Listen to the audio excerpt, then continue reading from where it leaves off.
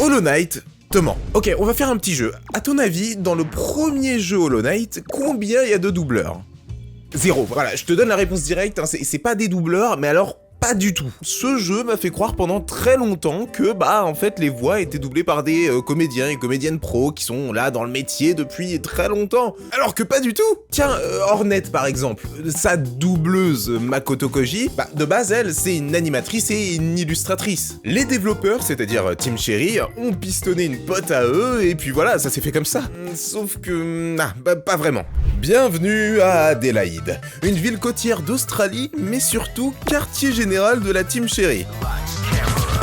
Voilà, donc c'est là où est né Hollow Knight. On est en 2014 et je pense qu'aucun de ces trois gars s'imagine faire plus de 15 millions de ventes sur leur premier jeu plus de 10 ans plus tard. Et encore moins qu'ils allaient faire la rencontre de la future Hornet dans le même immeuble. Car oui, au même moment du développement du premier jeu Hollow Knight, Makoto Koji partageait les mêmes bureaux que les développeurs. Et de fil en aiguille, le contact s'est fait, et le coup de chance aussi. Non, parce que de base, c'était une pote de Makoto qui avait le rôle d'Hornet, mais qui a dû délaisser le rôle parce qu'elle a déménagé à l'étranger. Voilà, donc on aurait pu avoir une voix totalement différente. Mais vraiment, le choix ne se base sur rien. Aucune des deux sont doubleuses, qu'on s'entende. C'est comme si j'allais au Franprix, je prends des chips goût pesto mozza, et t'as Donald Renew qui arrive et qui me sort « Hey, c'est un super parfum de chips, ça. T'as du potentiel. Ça te dit de doubler le perso principal des 3 prochaines séries Netflix que j'ai en stock. » En même temps, frère, pesto mozza, c'est tellement bon, cette merde. Et en fait, en creusant un peu, tu te rends compte que tous les persos du jeu, c'est que des gens qui n'ont jamais touché au doublage de leur vie. Ça m'embête. Je voulais un peu explorer les autres rôles des doubleurs, mais bon, comme c'est monsieur et madame tout le monde, y a rien. Le matin, c'est l'intérim, mais l'après-midi, c'est session studio pour Silksong. Et encore, Silksong, c'est un cas un peu différent, vous allez voir. Pour l'instant, on va se concentrer sur le premier Hollow Knight, car ça n'en reste pas moins intéressant de comprendre et de voir comment des gens qui ne touchent pas à l'acting ont pu se débrouiller pour rendre les dialogues du jeu assez convaincants. Alors, le chevalier, c'est assez simple, il n'a pas de voix. On a un protagoniste complètement muet. En réalité, la première créature doublée qu'on rencontre, c'est l'ancien Addersmouth. Personnage doublé par Harry Gibson. Et Harry Gibson, c'est le co-directeur de la Team Cherry. Voilà, vous voyez peut-être où je veux en venir. Pour plus de 50 personnages doublés, seulement une dizaine de doubleurs sont crédités à la fin du jeu. Donc, outre la conception, l'animation des insectes et le design des environnements, en fait, notre cher Harry s'est aussi occupé du doublage du dernier coléoptère, du faiseur de masques, et du prophète de mousse. Évidemment, ils ont changé la hauteur de voix. La strat la plus facile va être de rendre artificiellement ta voix plus aiguë ou plus grave au mixage. Parce que quand tu tapes 15 persos et ennemis différents, faut bien varier au bout d'un moment. Dans le panier Team Cherry, on a aussi William Pellen, le bras droit de Harry et cofondateur du studio aussi, qui fait, tenez-vous bien, plus de 30 persos à lui tout seul. Eh ben, gourmand le William. Et pas de la merde en plus. On a le grand défenseur bousier. On a le chaman escargot. On a les larves, oui, les petites larves de mer là qui font un et qui d'ailleurs ont directement été inspirés des Pikmin au niveau du doublage. Voilà, je vous balance des petits fun facts, je vous régale. On a ensuite le mange-pattes. On a Salubra, la vendeuse de charme aux lèvres bien pulpeuses et aux fesses bien rebondies. Celle-là, j'avoue, je m'y attendais pas. Et enfin, le seul et l'unique, Zot, le redoutable. Franchement, il a dû bien s'amuser à tous les faire. Et je le redis, c'est qu'une infime partie de toutes les créatures qu'il a doublées. Et en plus, j'ai oublié de mentionner qu'il fait le fredonnement de Cornifère.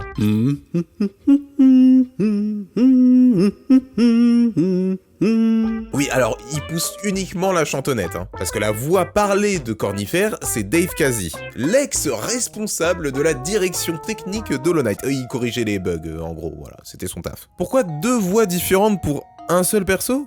Tout simplement parce que le fredonnement de Cornifère a été ajouté via un patch après la sortie du jeu. Et à ce moment, Dave, il était pas dispo pour enregistrer. Après bon, en vrai, qui avait remarqué que c'était deux voix différentes? Moi j'ai pas remarqué en tout cas. Et enfin, pour terminer avec l'équipe principale de la Team Cherry, le responsable marketing Matt Les Griffin s'est chargé du fabricant d'aiguillons, de Lem le chercheur de reliques, que tout le monde a oublié, hein, et l'un des pires boss du Panthéon, j'ai nommé Marcos. Je sais pas vous, mais moi c'était l'un de mes plus gros run killers. Après je suis peut-être nul, hein. C'est une possibilité aussi. Si on rejette un coup d'œil au crédit, on tombe sur Tyler Bartley, qui a taffé sur les environnements du jeu côté artistique, mais aussi sur la voix de Quirrell. Et on a même un bêta-testeur qui a doublé Sly. Voilà. Vous croyez pas que c'est fini, je reprends juste ma respiration. Là, on a vu principalement les voix masculines. Mais du côté féminin, j'ai seulement parlé de Makoto Koji. Mais est-ce que j'ai parlé du fait qu'elle incarne 90% des voix féminines? Je les cite vite fait, mais on a Fluke Marm, Leda Mante, la voyante, la rôdeuse, Mila... Et vous vous demandez peut-être qui fait les 10% restants? Eh ben c'est probablement la daronne de William. Franchement, Team Cherry, ils font vraiment croquer tout le monde. On rigole, mais par contre, c'est une putain d'activité familiale, ça. Hein. Et du coup, bah, notre chère Zara Pellen, hein, la maman, elle double la Dame Blanche et Marmu. Voilà, donc je vous laisse imaginer devoir diriger votre daronne sur un rôle comme ça. On aurait aussi la femme de William dans le jeu, hein, dans le rôle d'Iselda la marchande. La traductrice française du jeu incarne Klaus. Traductrice qui est d'ailleurs beaucoup plus appréciée pour ses doublages que sa traduction. Mais on aura le temps de parler du taf de traduction plus tard, car elle revient sur Silksong pour le meilleur ou pour le pire. Est-ce que vous saviez que si on donnait minimum 150 $, au Kickstarter du jeu, on pouvait créer un ennemi et le doubler? Mais bon, j'ai pas vu de contributeurs dans les crédits vocaux, donc on sait pas trop. Voilà, j'ai ratissé au plus large pour que vous compreniez un peu comment s'est passé le choix des voix pour le premier Hollow Knight. Et avant de ratisser Silksong, j'aimerais mentionner quelque chose qu'on aime tous oublier. Déjà, c'est un doublage qu'on peut considérer comme amateur, mais aussi très libre dans la manière d'incarner les insectes. Est-ce que vous êtes déjà demandé ce que disaient les personnages? C'est vrai que je me posais pas trop la question. Pour moi, c'était du charabia inventé par les doubleurs. Et c'est effectivement le cas. Bon, il y a bien des tarés qui ont essayé de déchiffrer la langue d'un honeste, et comme par hasard, ça donne rien, vu que ça sort de l'imaginaire. Cependant, c'est du charabia, mais pas du charabia balancé au hasard. C'est-à-dire qu'on peut y retrouver quelques racines réelles. Par exemple, Cornifère, quand il parle, beaucoup arrivent à reconnaître de l'hongrois. Bah, ça tombe bien, parce que Dave Kedzi, celui qui lui prête sa voix, est hongrois. Parfois, les mots sont choisis selon des intentions aussi. Le fameux Git Gut de Hornet, hein, Makoto l'a interprété comme le « À toi de jouer, vas-y, défonce-lui sa mère !» D'ailleurs, elle n'a jamais dit Git Gut, hein, mais plutôt Gekte. Et d'ailleurs, elle n'a jamais dit « chat », mais elle a dit plutôt « abonne-toi !» Bon ok, ça j'ai inventé. Je suis vraiment intéressé de savoir, selon vous, hein, quel perso a la meilleure voix? Que ce soit dans Hollow Knight ou dans Silksong. Alors Silksong, hein, oui on y vient enfin. Toujours sur le choix des mots, Chakra, l'insecte marchande de cartes, dans le jeu elle dit ça. Bah, le Pochanka, c'est carrément un mot imposé par la Team Cherry. On est sur une direction différente pour le second opus. Et cette grosse différence, c'est le resserrage de vis sur l'interprétation. Même si, bon, les comédiens gardent une part de liberté. Ah, comédien, tiens. Ce serait pas la première fois que j'utilise ce terme pour parler des doubleurs d'Hollow Knight? Eh oui, je vous ai même pas dit qui doublait Chakra. Mesdames et messieurs, laissez-moi vous présenter la voix de Nu, la veuve, Chakra, la dernière juge, la mère nourricière, et le pèlerin bouddhisseur. Voici Lorraine Kupovitz. Attendez, parce que j'ai même pas fait le tour de tous ses rôles, vu que elle-même, elle les a oubliés. Enfin bref, cette Lorraine, hein, est comédienne. Waouh, bravo, la première du roster, hein, on y est enfin. Donc actrice professionnelle et pas de doublage, mais bon, on a la base de l'acting, et chanteuse professionnelle. Vous pensez qu'il sort d'où le...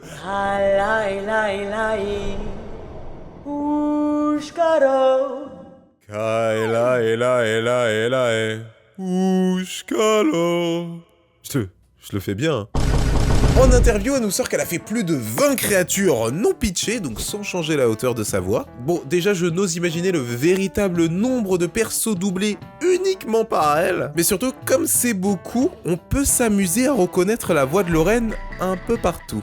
Par exemple, sur Chakra et Grise Racine, on reconnaît bien la voix entre les deux.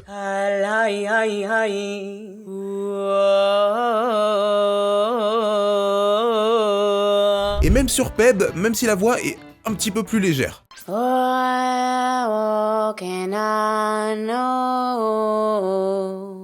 Mais ça veut pas dire qu'on peut la cerner partout. Faut me dire à quel moment vous retrouvez du chakra dans La Veuve, par exemple. Il y a un peu le même délire pour Sir Splinter.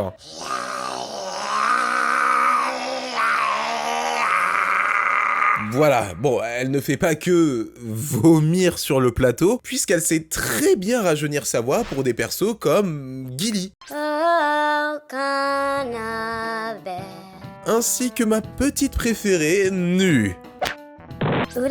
Non, franchement, merci madame pour les travaux. Bon, et si on parlait de l'insecte dans la pièce? Évidemment que Makoto Koji revient sur Silksong pour prêter sa voix à Hornet. D'ailleurs, il y a 4 ans, elle nous le confirmait, tout en précisant qu'elle avait déjà fini d'enregistrer ses lignes. C'est vraiment pas facile de savoir quelle voix elle fait. Faut se dire qu'on a vraiment une seule interview d'elle depuis la sortie d'Hollow Knight, premier du nom. Mais en grattant quelques infos par-ci par-là, tu remarques qu'elle double également les puces. Les puces qui sont l'équivalent des larves, et qui ont un comportement très canin. Voilà, donc si vous vous demandez comment ça sonne Hornet qui aboie, c'est à peu près comme ça.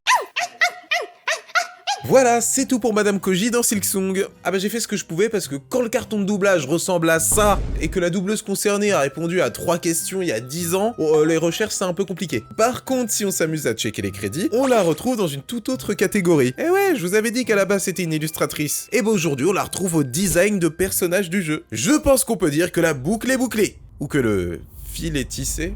Ou que... Lace.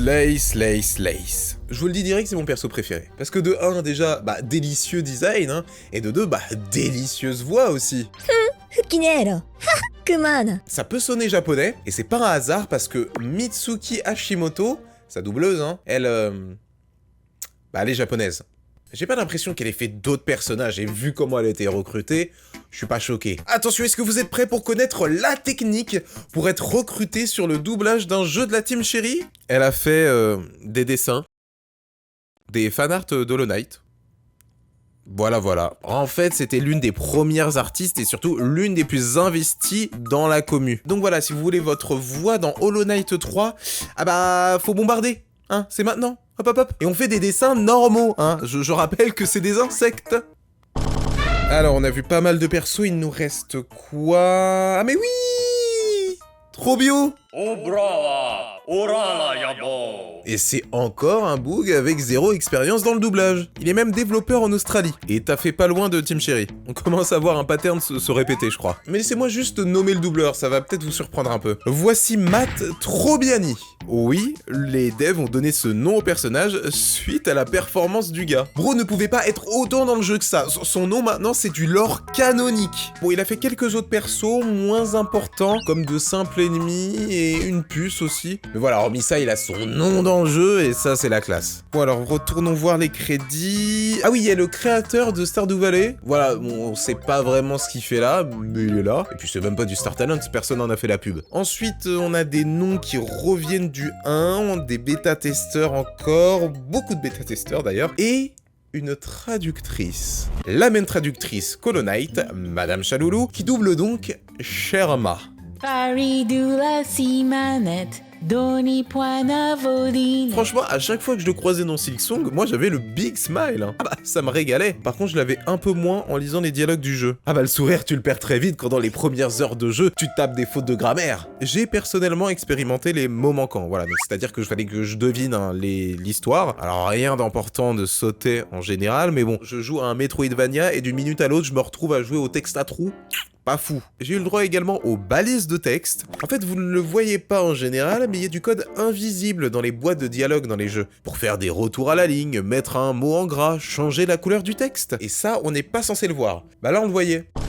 C'est vraiment dommage que j'ai pas enregistré ma partie, parce que vraiment, c'est choquant ce que je lisais parfois. Et je ne suis pas le plus exigeant en traduction, donc si ça me choque moi, ah bah ça choque tout le monde. Et effectivement, ça a choqué tout le monde. Ah bah ne tapez pas Silksong traduction FR sur Google, pire erreur de ma vie. Ça m'a vite fait comprendre à quel point c'était bâclé. Alors j'ai vu beaucoup d'accusations de traduction Google Trad, au pire, de traduction IA. Sauf que les gars, une IA, ça fait pas de faute de grammaire. Alors quoi, c'est pas une traductrice pro, ils ont engagé une amatrice et puis voilà. Sauf que non, elle est pas à son coup d'essai. Parce que crédité en 2017 sur Hollow Knight, premier du nom donc, qui n'a pas une super réputation en version française. Et crédité en 2016 sur Stardew Valley, qui là a vraiment une trad désastreuse. À un tel niveau que les fans y créent des mods pour corriger la traduction. C'est pas bon signe quand c'est la communauté qui doit te corriger après coup. Alors je ne pense pas qu'il faut verser toute la faute sur Chaloulou. Un peu, mais pas trop non plus. Et ça pour 3 raisons. Je ne pense pas qu'il s'agit d'une traductrice professionnelle, déjà vu le passif. Ensuite, on n'est pas la seule trad à avoir des problèmes. Apparemment, la version chinoise est vraiment 100 fois pire. Mais surtout,